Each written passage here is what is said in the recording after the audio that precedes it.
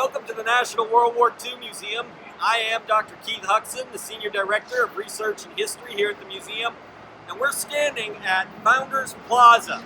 I'm in an outdoor space. It's a very, very busy campus here at the museum. You can probably hear construction on the hotel going up, school buses and school groups coming in and out as we speak.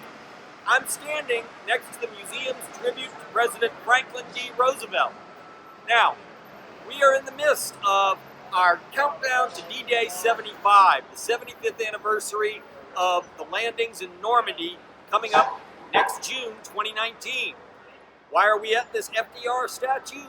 Well, in late November 1943, we had the Tehran Conference. This was the first meeting of the Big Three. President Franklin D. Roosevelt, Prime Minister Winston Churchill, and Marshal Joseph Stalin of the Soviet Union all met at Tehran.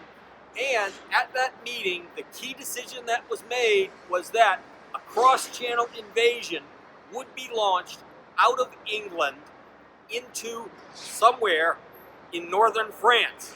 Now, of course, we didn't want the Germans to know exactly where that was going to be. We know today that that was Normandy.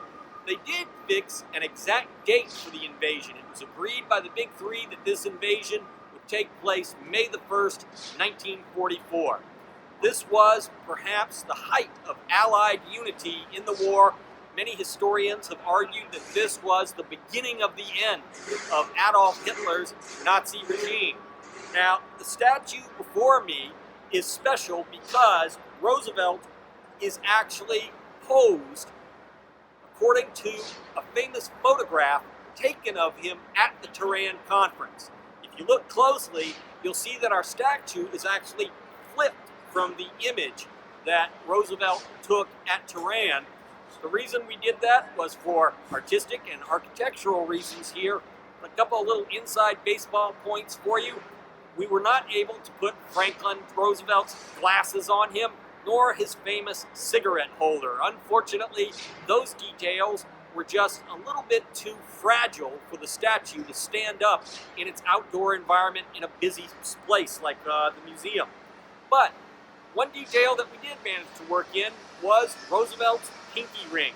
If you look very closely, you can see the pinky ring that FDR is wearing that included his family crest. It was a special personal item to him. So, please join me as we look forward to the coming weeks of more posts on the countdown to D-Day 75.